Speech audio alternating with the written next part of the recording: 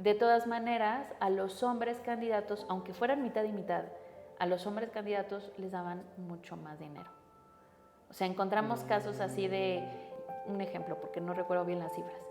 Al hombre que menos le tocaba, le daban 1,000 pesos. Ok, 1,000 pesos. Y dices, pues es nada. Ajá. A la mujer le daban 40 pesos. Y les pregunté a ellas y me dijeron, a ver, maestra, vamos a ser muy sinceras.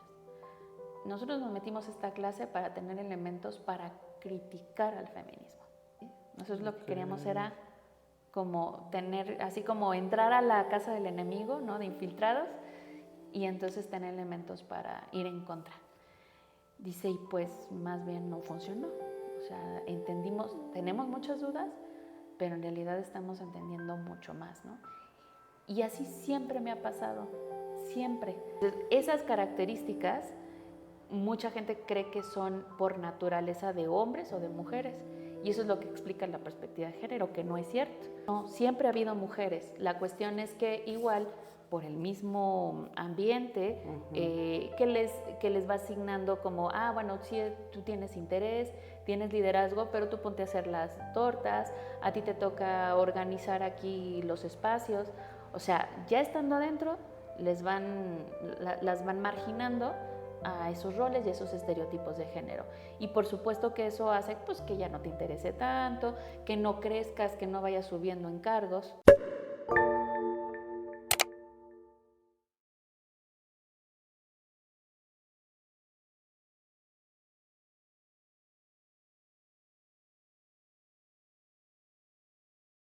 Hola, buenas tardes, buenos días, buenas noches a la hora que nos estén viendo. Hoy tengo el honor de contar con una invitada muy especial, una mujer que ha dedicado su vida al estudio profundo de la política, el feminismo y la representación de las mujeres en el poder.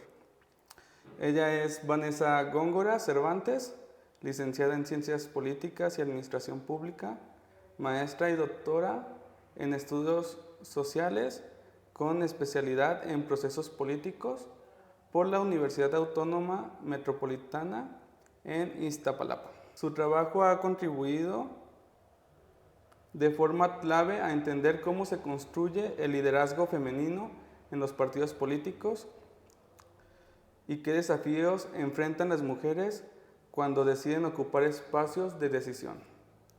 Entre sus publicaciones más destacadas se encuentra el estudio sobre las competencias de liderazgo de figuras como Amalia García, Cecilia Romero y Beatriz Mojica, así como el libro Las elecciones críticas de 2018, donde analiza a profundidad uno de los momentos más importantes de la política mexicana reciente. Muchas gracias. No, al contrario, muchas profesora gracias, Vanessa, por la de estar invitación. aquí. Y pues nos vamos duro y tendido. Claro, claro. ¿Qué fue lo que le llevó a usted a estudiar ciencia política? Y también, ¿por qué especializarse en procesos políticos con perspectiva de género? Yo creo que la decisión de estudiar ciencia política siempre, vamos a decir, de cualquier profesión siempre es complicada, ¿no? Ajá. Pero yo creo que a mí me marcó mucho el contexto histórico, social, de cuando yo tenía que tomar esa decisión en la prepa, tal vez un poco desde la secundaria. Pasaban muchas cosas, por ejemplo, estaba el movimiento zapatista, cuando yo estaba en la prepa, y una primera cosa que me pasó por la cabeza fue hacerme militar, ¿no? Por ejemplo. Y ya después dije, no, yo quiero ser más bien zapatista, ¿no? Y estas cosas que te van pasando. Tenía muchos intereses, quería ser arquitecta, quería estudiar agronomía también, ¿no?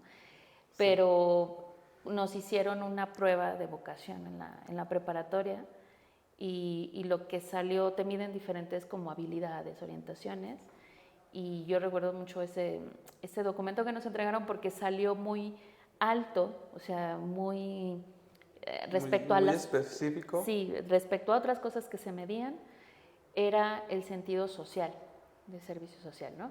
Y entonces te ponían las carreras que estaban relacionadas con ese espíritu de servicio y pues estaba policía, ¿no? También militar, profesora, que a mí yo no lo había pensado de esa manera como estudiar educación, pero también estaba ciencia política. Y como me interesaban muchas cosas de la política, yo dije, yo creo que puede ser una combinación, ¿no? O sea, puedo estudiar ciencia política, pero puedo ser docente de ciencia política. Y eso fue lo que me llevó a eso. Y ya la especialidad, vamos, bueno, el posgrado, que es la maestría y el doctorado, pues porque ese posgrado en la Ciudad de México, en la Universidad Autónoma Metropolitana, ya tenía yo un amigo, un colega ahora mío, que había estudiado ahí y me dijo, acá está padrísimo, y pues estamos haciendo el camino de los hidrocálidos que nos estamos yendo a México a estudiar. Y pues sí, efectivamente estudié en este posgrado, que era un posgrado muy electoral. O sea, ya lo que les gustaba eran profesores y profesoras especialistas en el tema electoral.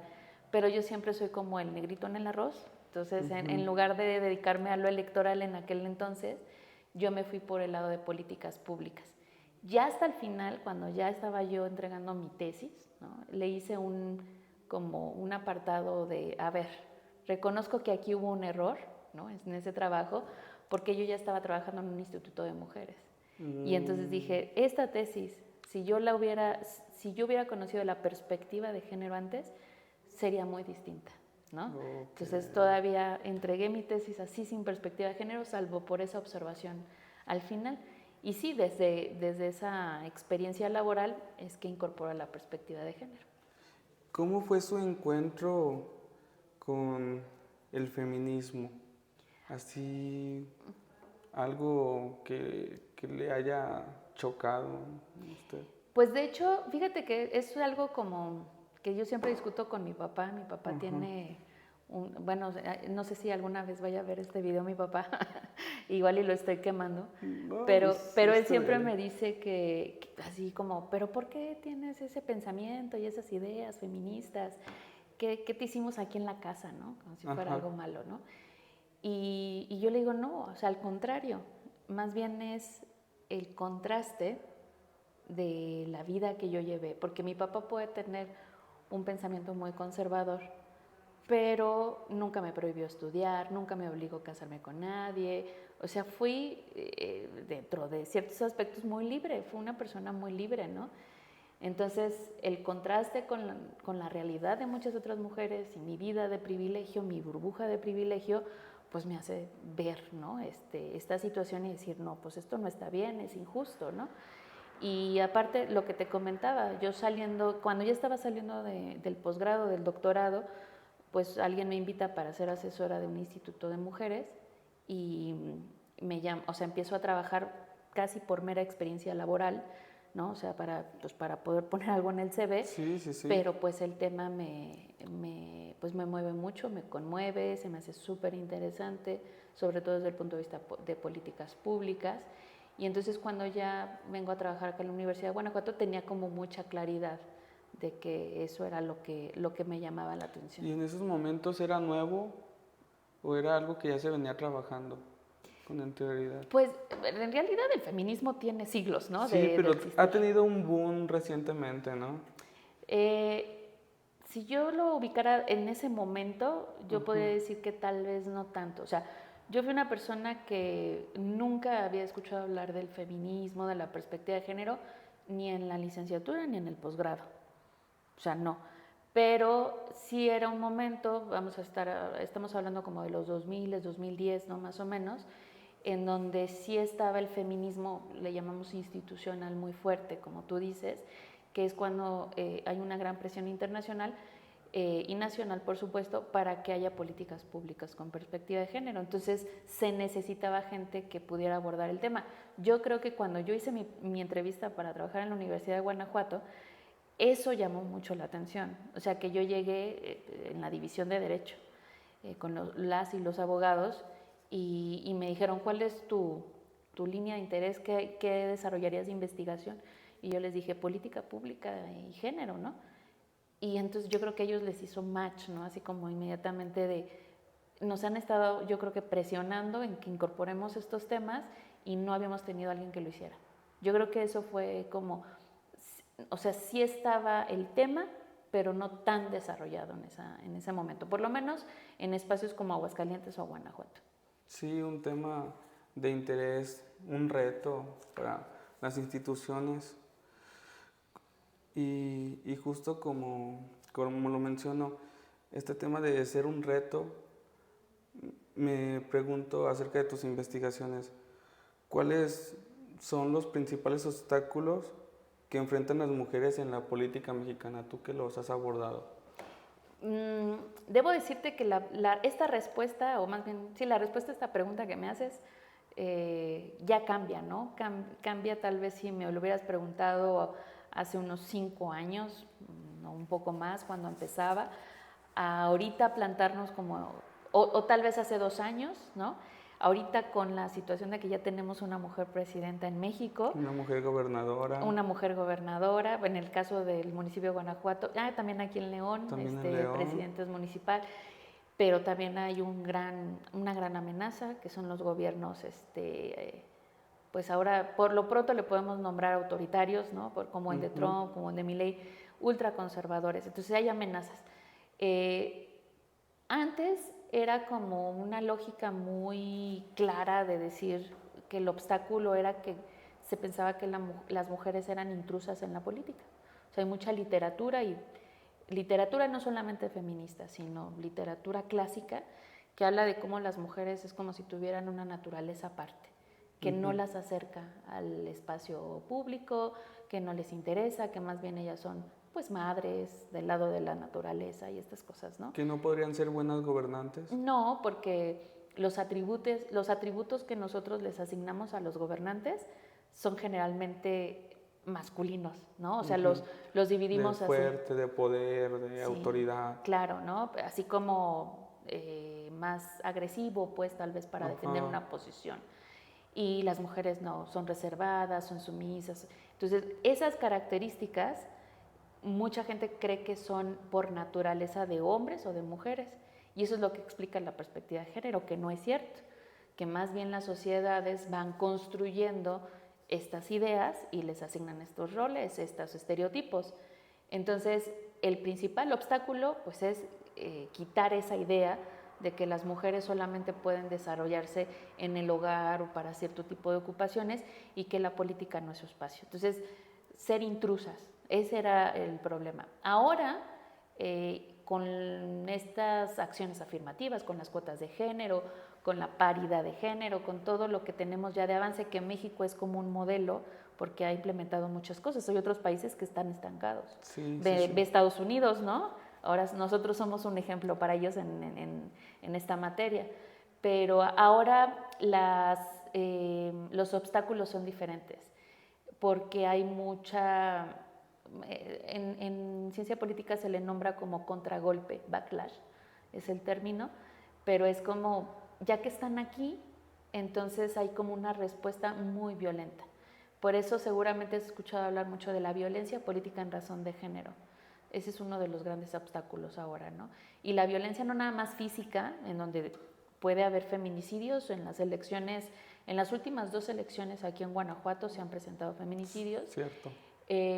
Sino que también la violencia de no dar dinero, de no invitarte a espacios en donde hay apoyo social o donde puedes quedar con empresarios, con organizaciones. O sea, la violencia tiene muchos rostros y las mujeres políticas todavía tienen que estar solventando eso. ¿Cree que hemos avanzado en estos cambios y en estas problemáticas? Yo creo que sí. Como te decía, extrañamente digo, porque no siempre tenemos, no en muchos momentos tenemos la oportunidad de decir que México es un ejemplo, ¿no? Más que para cosas como malas, ¿no? Crimen organizado, cosas así. Pero en realidad se reconoce que México lo ha hecho bien en el tema de paridad.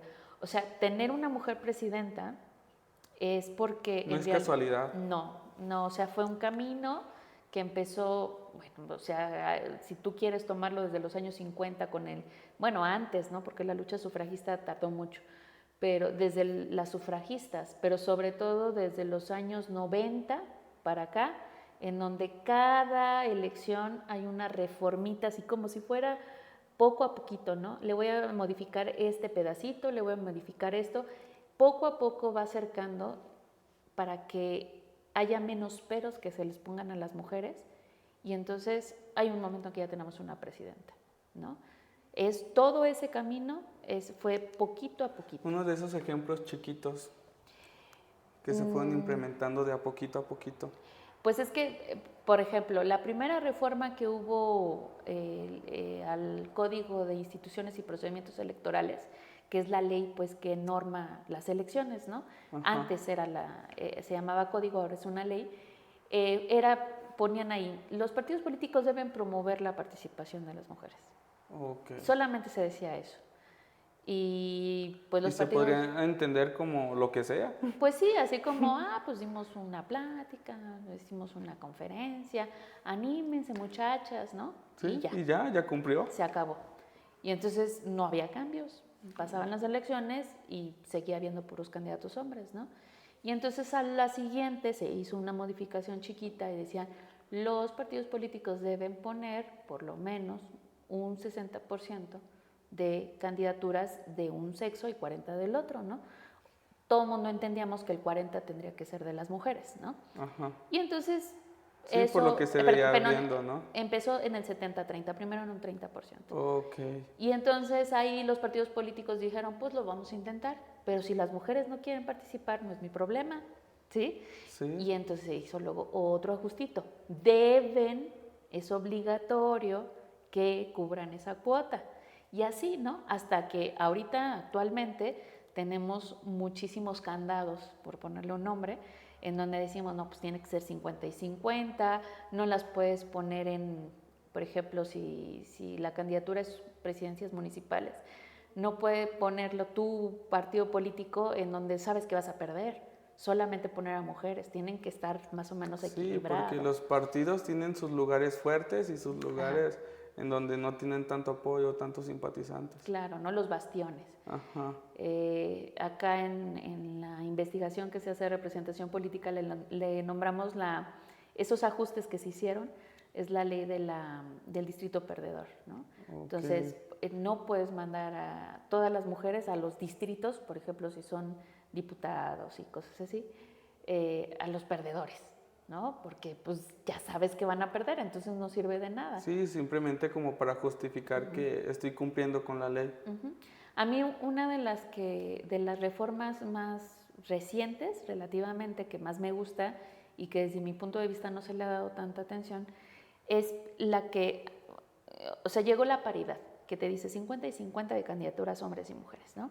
Ajá. Pero... Esa ley ya está vigente. De hecho, es un principio constitucional. Es un principio, ya está en la Constitución. Sí, y lo que implica es que siempre debemos de aspirar a la paridad. O sea, tenemos que hacer todo lo posible para que se logre la paridad. Para que la representación sea 50-50. Sí. Eso implica hacer ajustes. Aunque no los tengamos pensados en un momento, que sea un principio constitucional implica que podemos buscar la manera para que haya paridad, ¿no? Okay.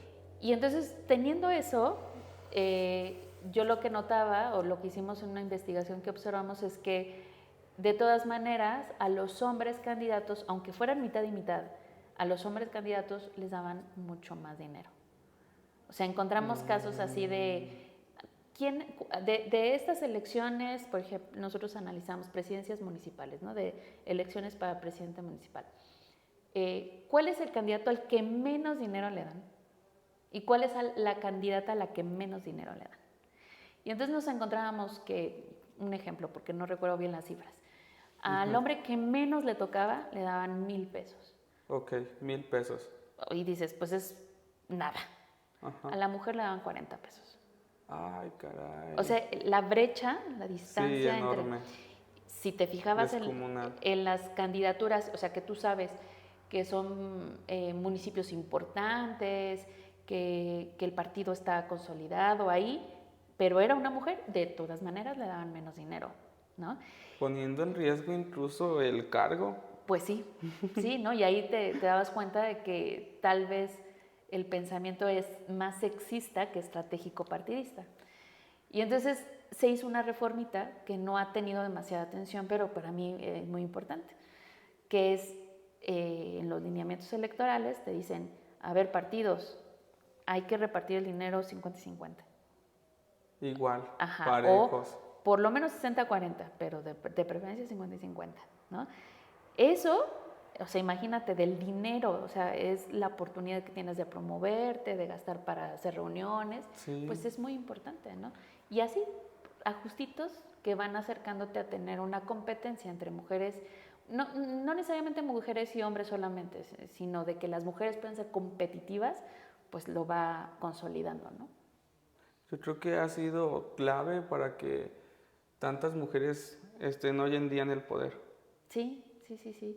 Y aquí ha habido una alianza muy importante entre, y eso lo han dicho muchas personas en sus investigaciones, una alianza entre las mujeres políticas que están pues todavía en los partidos, ¿no? que aspiran a ocupar cargos, las mujeres que ya están en la política y las académicas.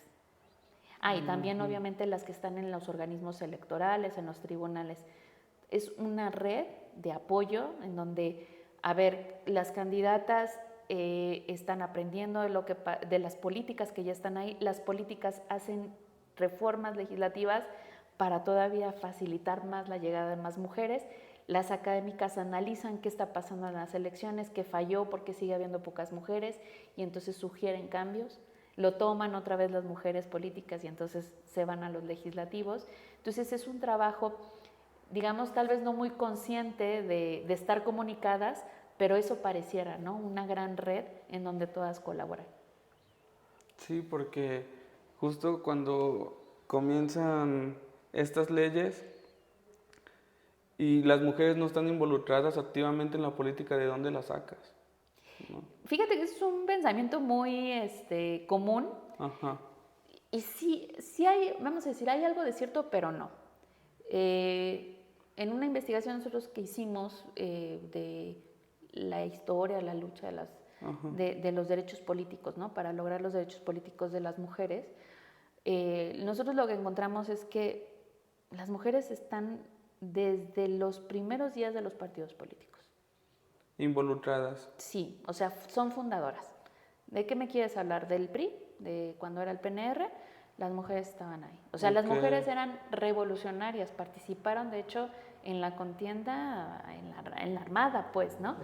Y se involucraron en el PNR. Cuando se fue, eran asesoras de Venustiano Carranza, de Emiliano Zapata, entonces obviamente van a buscar incorporarse al partido.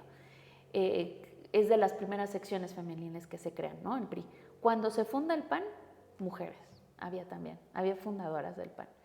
El partido más conservador, el sinarquista que se creó aquí en León, había una sección femenina. Entonces no hay pretextos. No, siempre ha habido mujeres. La cuestión es que igual, por el mismo ambiente, que les va asignando como, bueno, sí, tú tienes interés, tienes liderazgo, pero tú ponte a hacer las tortas, a ti te toca organizar aquí los espacios. O sea, ya estando adentro, las van marginando a esos roles y esos estereotipos de género. Y por supuesto que eso hace pues, que ya no te interese tanto, que no crezcas, que no vayas subiendo en cargos. Y eso es lo que pasa, pero no es que no haya interés. Sí, le cierra las puertas para las oportunidades. Así es, pero el interés siempre ha existido. Por eso te digo, es como un mito que siempre es, por el que siempre se escudan las personas, ¿no? Sí, los partidos. Yo lo quise retomar porque lo llegué a escuchar con usted, también esta parte en donde entran los grupos vulnerables, donde tiene que haber una persona en un cargo público con ciertas características y si no lo hay, ¿de dónde sale? ¿No? Porque es igual, ¿no? Es un poco lo que se decía también de las mujeres, pero yo lo que digo es, a ver, personas de la diversidad sexual, ¿no? Que se necesitan también para cubrir acción afirmativa en ese aspecto. ¿Tú crees que con la problemática que tienen las personas de diversidad sexual, como pues esta necesidad de hacer cambio de identidad de género para las personas trans, o el matrimonio, cambiar papeles, que te reconozcan tu pareja para poder heredar, para compartir bienes, todo eso, ¿tú crees que no les interesa la política. Pues si en la política es donde se deciden esas cosas, si se puede o no se puede, ¿no es cierto? Entonces, claro que hay un interés en la política. Ahora, ¿cómo se ha hecho generalmente al ser un grupo marginado? Pues desde el activismo social. Pero si abres los espacios en los partidos, que los partidos son eso, un intermediario entre sociedad y las instituciones políticas, pues lo que dices es, a ver, vengan y trabajemos juntos y desde el partido vamos elaborando cómo se piensan estos problemas. Pero implica una labor de reclutamiento, ¿no? Que es lo que a veces los partidos políticos no quieren hacer. Sí, y el que esté en la ley, pues los obliga tanto a las personas que quieren participar y a los partidos a meter a estas personas a participar y a levantar la voz, ¿no? El problema es que lo quieren hacer un mes o 2 semanas antes del registro de candidaturas. Así no funciona. Obviamente te sientes obligado, pero lo que lo que dio la lección de las mujeres es que tienen que ser procesos que impliquen una planeación de largo plazo, ¿no? O mediano plazo. Entonces yo ya sé que vienen unas elecciones en 2 años, ¿no? Acá en Guanajuato. Y sé que va a haber acciones afirmativas. Entonces, ¿qué es eso? Acciones afirmativas. Esta inclusión de los grupos vulnerables, ¿no? Sé que va a haber acciones afirmativas para meter candidaturas de diversidad sexual, de migración, de personas discapacitadas, de jóvenes, de afrodescendientes, ¿sí? Entonces, de mujeres, bueno, ya no es una acción afirmativa, eso es la paridad, pero sé que tengo que tener toda esa diversidad, ese mosaico de representación social en candidaturas.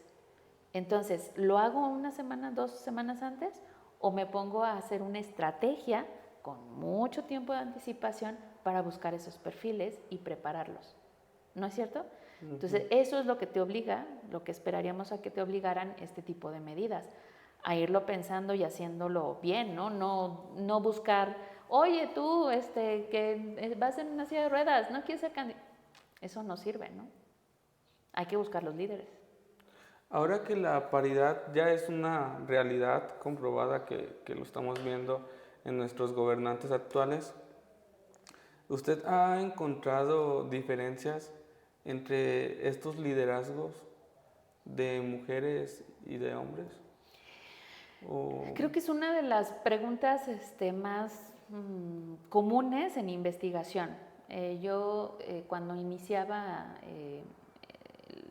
pues como investigadora aquí en la Universidad de Guanajuato, estoy hablando como en el 2012, me fui a una estancia a España y me fui con una profesora en Almería, España, que ella era psicóloga social, y entonces ella se investigaba, bueno, le interesaba mucho saber si había características de liderazgos de mujeres y de hombres, y entonces se ponía a hacer así como muchos cuestionarios, entrevistas, ¿no? Yo lo que entiendo un poco del tema es que sí hay diferencias, pero son diferencias, ojo, de género. O sea, no es que nosotras naturalmente somos más sensibles o naturalmente tenemos más escucha, ¿no? O que sean mejores para gobernar. O sea, en ese sentido, o sea, tú puedes decir más bien, desarrollamos estas actitudes porque la sociedad pues te va preparando como madre, te dice que tienes que ser de esa manera, que tienes que ser paciente. A los hombres los va educando y los va formando de otra manera. No, usted tiene que ser valiente, usted tiene que proponer, usted tiene que ser, ¿no? Ajá. Entonces nos van formando de manera diferente. Entonces no podemos negar que hay esas distinciones, pero porque la sociedad nos va haciendo así, no porque implícitamente, esencialmente seamos así, ¿sí? Ahora, también hay contextos sociales y políticos distintos, ¿sí? Entonces, por ejemplo, en Inglaterra, cuando estaba los años 80, que estaban entrando como una crisis gubernamental, pues tal vez era necesario un liderazgo muy fuerte, ¿no?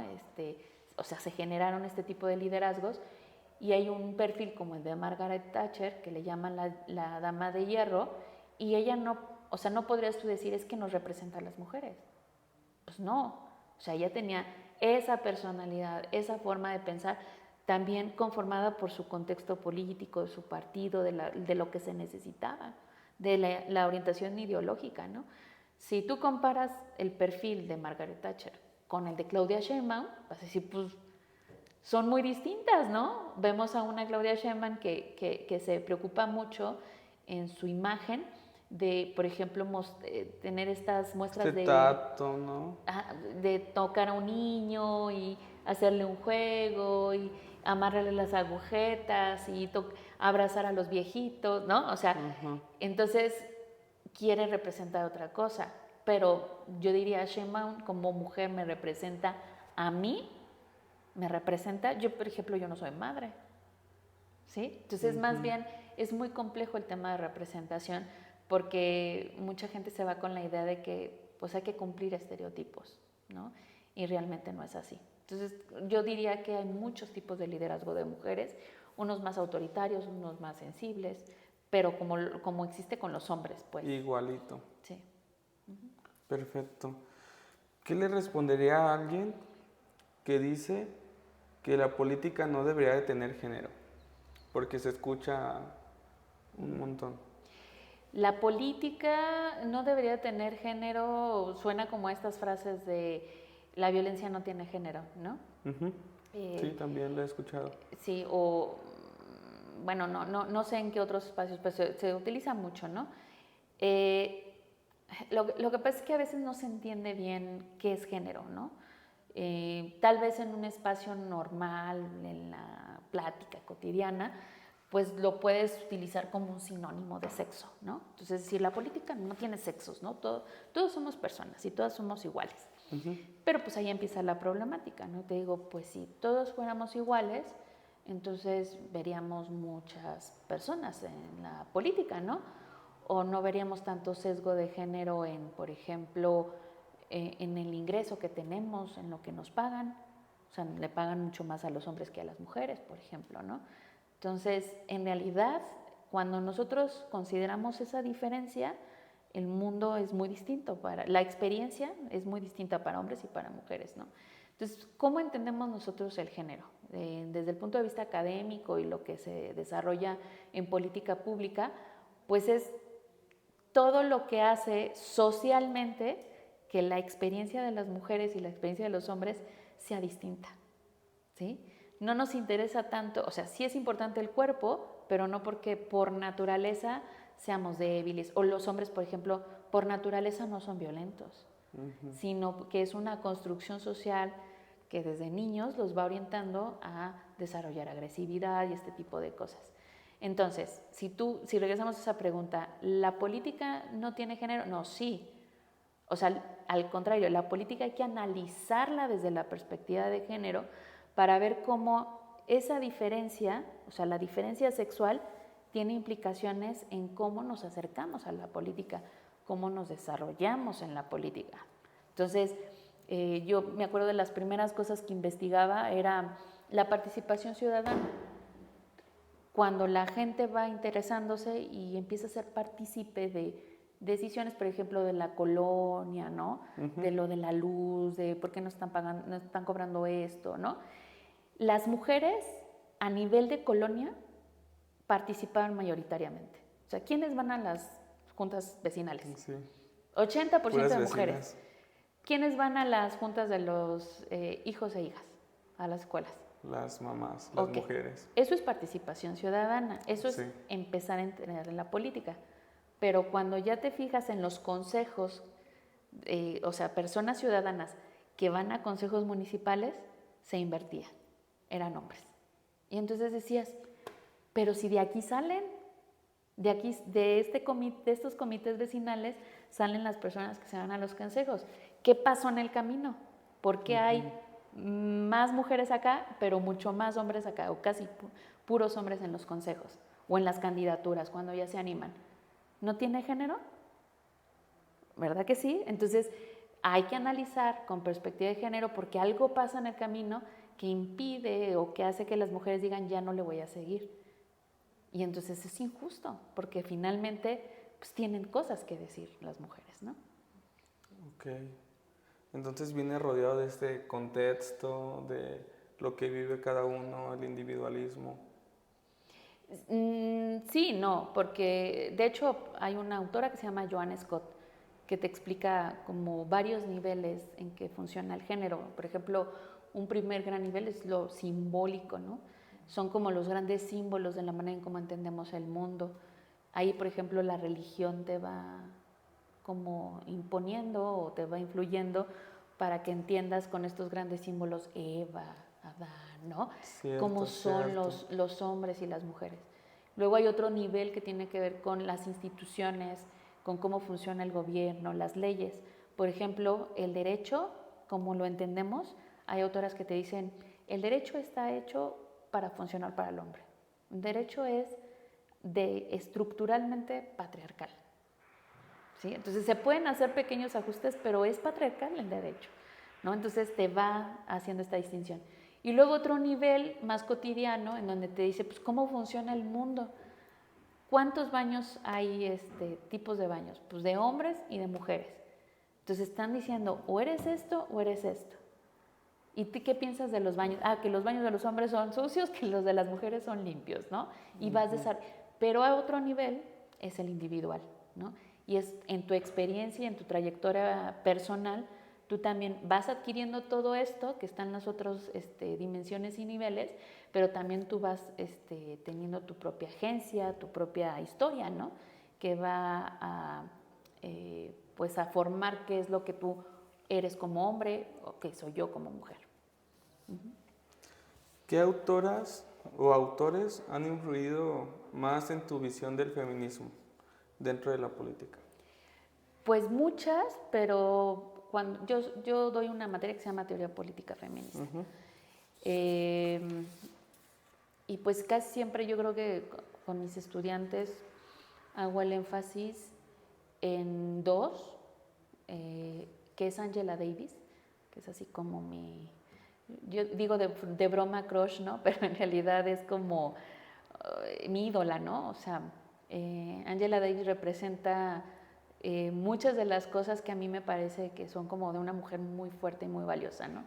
Ella en algún momento dice, yo represento un gran peligro. Ella es una afroamericana, ¿no? Sé que no es muy correcto decir afroamericana, pero bueno, afrodescendiente americana.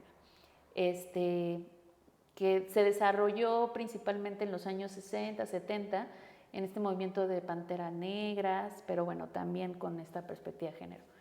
Y ella dice, yo soy peligrosa para el gobierno porque yo represento todo lo malo para él, ¿no?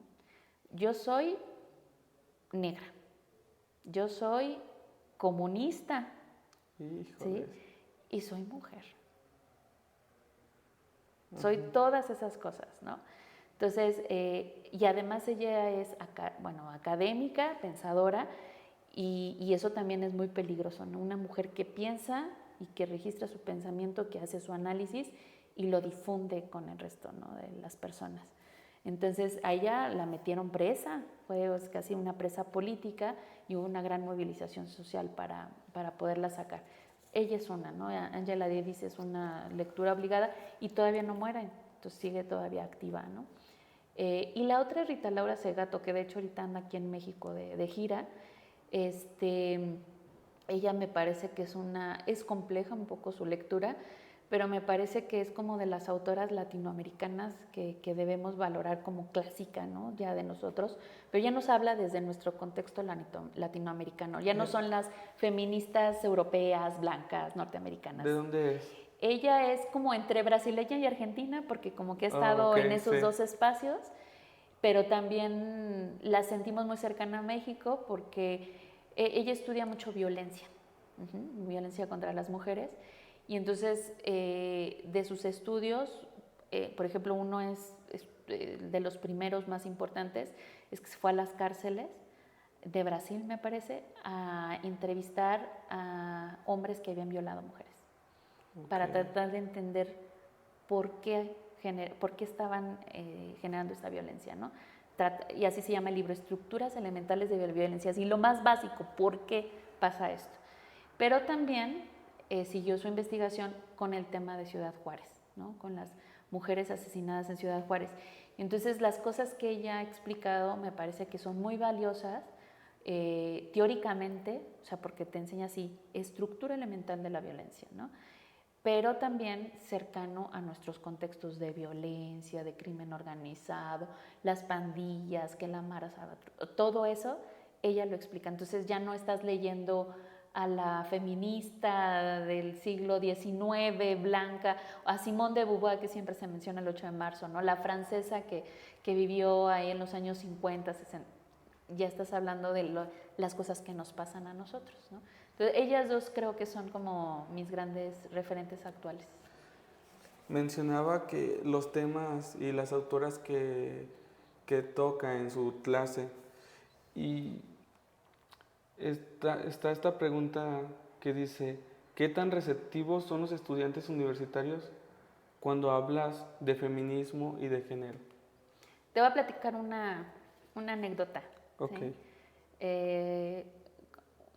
Hace como tal vez un poco más de 5 años, yo ya tengo muchos años dando esta clase de feminismo o de género y políticas públicas. Y había 2 estudiantes mujeres que entraron a mi clase y que yo no las identificaba muy bien, pero me habían dicho que una era sobrina de un político importante en Guanajuato, ¿no? Y obviamente pues de un partido pues conservador, ¿no? Entonces yo dije, bueno, nunca le doy mucha importancia, no soy una persona que se meta mucho a preguntarle a los estudiantes sobre su vida o algo así, ¿no? Entonces nada más me habían hecho el comentario y en eso quedó. Y al principio en las primeras clases yo notaba como mucha seriedad, ¿no? Y se me hace también normal de algunos estudiantes, su comportamiento o personalidad es tímida. Y al final del curso, bueno, poco a poco fueron siendo más participativas, pero al final del curso yo siempre les pregunto qué les pareció, qué quito, qué pongo, qué no. Sí, sí, sí. Tú lo sabes, ya lo hice con tu grupo. Y les pregunté a ellas y me dijeron, a ver, maestra, vamos a ser muy sinceras. Nosotros nos metimos a esta clase para tener elementos para criticar al feminismo. ¿Sí? Nosotros lo que queríamos era como tener, así como entrar a la casa del enemigo, ¿no? De infiltrados, y entonces tener elementos para ir en contra. Dice, y pues más bien no funcionó. O sea, entendimos, tenemos muchas dudas, pero en realidad estamos entendiendo mucho más, ¿no? Y así siempre me ha pasado, siempre. O sea, cuando son mis materias optativas, yo sé que hay gente que entra porque ya es feminista, porque ya sabe un poco del tema, pero por ejemplo, cuando doy capacitaciones a gobierno, que me llaman, o a partidos políticos, siempre hay alguien que detesta el feminismo o que tiene la peor impresión del feminismo. Sí. Y entonces yo les digo, denme la oportunidad de explicarles algunas cosas. Entonces, sí hay mucho interés, pero yo creo que sigue habiendo mucha crítica. Y la lucha aquí que yo tengo como profesora, y esa es mi vocación, es, para eso está el espacio educativo. Este es un espacio para dialogar. O sea, yo no te voy a convencer, pero te voy a dar argumentos basados en ciencia. No, y también cómo vas a criticar algo que no conoces. Exacto. Y te voy a escuchar, porque yo sé que hay muchas colegas también que a veces se desesperan y tienen una manera de responder que no es la correcta, ¿no? Pero yo te voy a escuchar, voy a tratar de entender por qué me estás diciendo esto y te voy a responder. Y ya, yo esperaré si te convence mi respuesta o no te convence, ¿no? Hay gente que de plano no le hago cambiar de opinión, ¿no? Pero tengo la idea de que a muchas personas las dejo por lo menos reflexionando más, ¿no?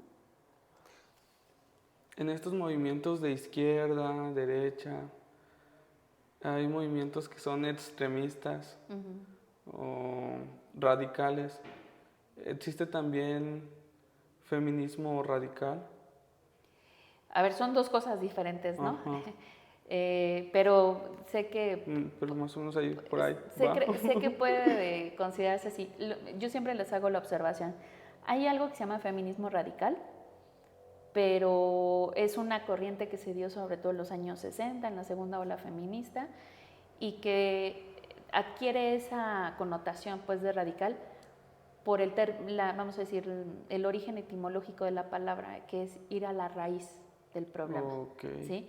O sea, no es que tengan comportamientos extremos, que es como entendemos radical, sino que es un feminismo, a diferencia de otro, que es el feminismo liberal, que decía, podemos cambiar leyes y eso nos va a ayudar a las mujeres. Las feministas radicales dicen, no va a ser suficiente, necesitamos una revolución cultural, porque el patriarcado es una cosa, o sea, que envuelve toda la cultura. Entonces, unas leyecillas ahí que nosotros reformemos no nos van a servir. Así, de una manera muy rápida, esa es la distinción entre esas dos corrientes feministas. Ahora, si lo que tú me estás preguntando, es como contraponiendo a los ultraconservadores, a la ultraderecha, que tienen posicionamientos, por ejemplo, de género muy claros, que es las mujeres pues tienen que regresar al espacio doméstico, tienen que tener hijos porque pues es su aportación a la sociedad, ¿no? Desde sí, muy rígidos. Sí, no, o sea, pero obviamente no aborto ni nada de eso porque lo que necesitamos es que las mujeres tengan hijos, porque eso les sirve a los países, porque la mano de obra y todo esto, ¿no? Esa es la posición que tiene y está desarrollando Trump.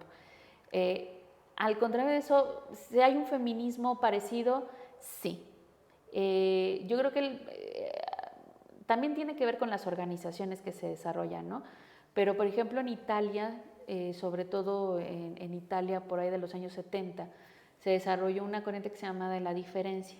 Y había unas que incluso también desde el posicionamiento de la elección de la orientación sexual, o sea, ser lesbianas por elección, por posicionamiento político, se podría considerar así como más extremo, ¿no? No por orientación o por preferencia, sino como una decisión política de no involucrarte con los hombres.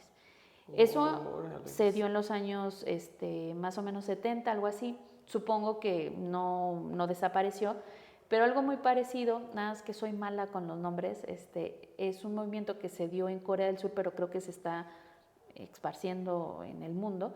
Era una letra que se repite, que son 4 no sé qué, pero es como no citas con hombres, no casarte con hombres, o sea, son 4 nos de relacionarte con los hombres. Wow. ¿Por qué? Porque implica entrar a la sumisión del matrimonio, tener hijos y todo lo que conlleva de desigualdad. Entonces son mujeres, por ejemplo, las coreanas, que sí aspiran a tener un desarrollo intelectual, académico y luego de incorporarse al trabajo y tener hijos y estar casadas en esa sociedad con esos valores tradicionales es eliminar todo eso. Entonces, ¿para qué lo hago? Entonces, como un posicionamiento, decir, no voy a tener ni citas ni nada con los hombres. Eso podría considerarse como un extremo, pero yo también lo veo como una defensa, ¿no? Es una posición de defensa, porque... ¿Por qué? Pues porque, imagínate, sabemos un poco que la sociedad coreana estoy hablando de Corea del Sur, es muy disciplinada, muy estricta, ¿no? Y entonces le dedicas muchísimo tiempo, día y noche, a estudiar, entrar a la universidad y todo eso, para que cuando ya lo tengas, quieras trabajar, pero te casas. Tienes un hijo. Y tienes un hijo y entonces tienes que dejarlo. O tu esposo ya no te deja, ¿no? Okay. Porque ¿quién va a cuidar a ese hijo? No lo va a hacer el esposo. Y el Estado no desarrolla política de cuidado, ¿no? En donde diga, no, pues nosotros, o no es suficiente, ¿no? Sí. Para poder cuidar. Entonces, es una manera de decir, entonces, ¿para qué me quemé las pestañas durante tanto tiempo si la sociedad me va a regresar, ¿no? O no voy a poderlo explotar. Entonces, por eso lo veo como una cuestión de protección, ¿no? Una respuesta, pero sí, yo, tal vez a diferencia de algunas compañeras de lucha, yo sí creo que la lucha tiene que ser con los hombres. O sea, también deben de estar en el feminismo, en un espacio de privilegio, pero también deben de saber de estos temas, también deben reflexionar sobre los temas. No podemos seguir separados. Sí. Completamente. Para las personas que les interesan estos puestos públicos, esta ideologías de la ciencia política, ¿qué habilidades fundamentales consideras para las nuevas generaciones que quieren hacer política desde una visión transformadora, sean hombres o mujeres? Pues yo no sé si han cambiado cosas, vamos a llamarle como las competencias, ¿no? O sea, sobre todo en el aspecto tecnológico. Si te comparas mi generación de estudio, ¿no? En los años 2000, nosotros íbamos a las bibliotecas, ¿no? Entonces, una habilidad que teníamos que tener era buscar información, pero leer y saber sintetizar y cosas así. Ustedes lo que tienen ahora es muchísima información y entonces más bien tienen que filtrar, descartar, saber dónde buscar, ¿no? Esas cosas son por los cambios, ¿no? Pero yo creo que lo que siempre se ha necesitado para ser un buen politólogo o politóloga es que realmente te interese lo que pasa en tu país y en el mundo. O sea, si no te interesa, si realmente nunca abres un periódico o, bueno, revisas un periódico, ¿no? Ahora en línea, si no te nace ver las noticias en radio, escucharlas en radio o empezar a seguir podcasts de análisis, ¿no? Y todo esto. O sea, si no estás enterado de lo que está pasando a tu alrededor, se me hace muy difícil que te puedas desarrollar como politólogo o politóloga, ¿no?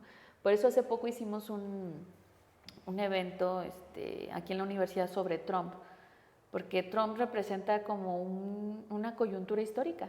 O sea, esto va a quedar en los libros, ¿no? Es como la Revolución Francesa, bueno, no sé si a ese grado, pero como esos momentos que tú dices, pasó, ¿no? Y me hacen estudiarlo.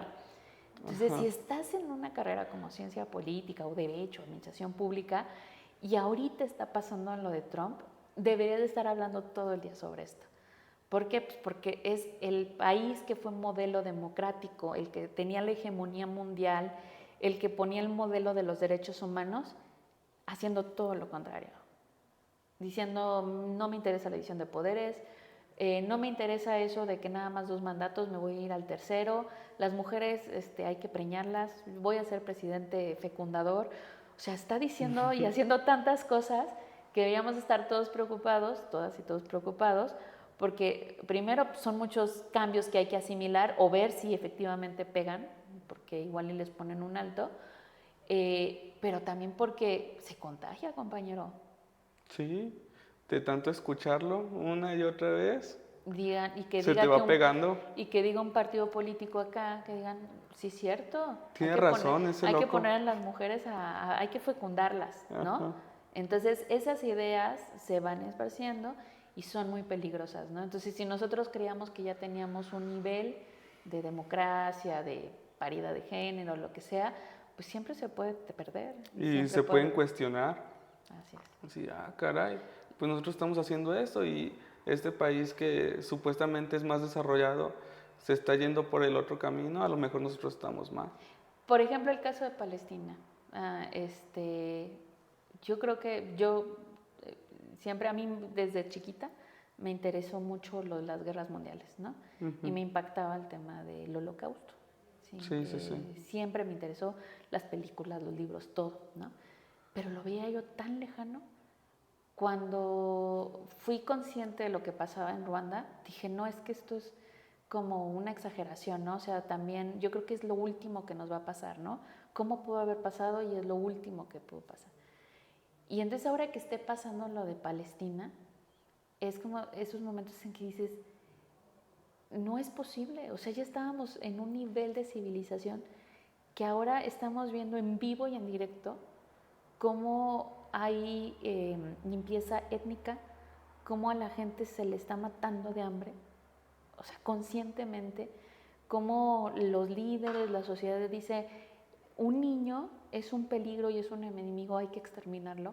Entonces son como esas cosas que siempre podemos repetir de esos errores, ¿no? Entonces tenemos que estar muy atentos a lo que está sucediendo. Con esta noticia que mencionas sobre la guerra, pero también estos avances con la paridad de género y luego esta introducción de Trump al gobierno de Estados Unidos, me resulta bastante interesante preguntar a usted, que tan conocedora en estos temas, ¿cómo se imagina la representación política de las mujeres dentro de 10 años, aquí en México y afuera? Pues realmente estamos en la incertidumbre, ¿no? Si te diera mi versión más optimista, te diría que ya tendríamos como más interiorizado el incorporar a las mujeres, pues, ¿no? Y la verdad es que el avance que hemos tenido, no nada más en que estén ahí, sino en que se pongan los temas que nos interesan a las mujeres sobre la mesa, pues ha sido muy bueno, ¿no? La violencia, ahora por ejemplo lo que esperaría es que ya tuviéramos más consolidado el sistema de cuidados, que es algo muy importante, o sea, como esa agenda de género, yo esperaría que ya estuviera como más incorporada. Pero mi versión más pesimista es que pues van a llegar este tipo de liderazgos como el de Trump, una influencia, en donde digan eso de la política de igualdad, inclusión y diversidad, como lo hizo Trump, me cuesta dinero y no me sirve de nada, quitémoslo. Quitemos la Secretaría de Mujeres, ¿para qué nos sirve eso? Eso de quitémoslo, ¿no? Y que empecemos Cuesta pues dinero. a borrar, que empecemos a borrar. No solamente es que cuesta, sino que, así como lo dice Trump, su gobierno, es discriminatorio contra los hombres. ¿Sí? Va en contra del mérito, porque las mujeres llegan por cuota, no por mérito. Entonces va en contra de toda la lógica, de todo lo que se ha explicado en las políticas de igualdad, que es, pues no, hay una desventaja histórica y se necesitan medidas para poder superar esa desventaja histórica, ¿no?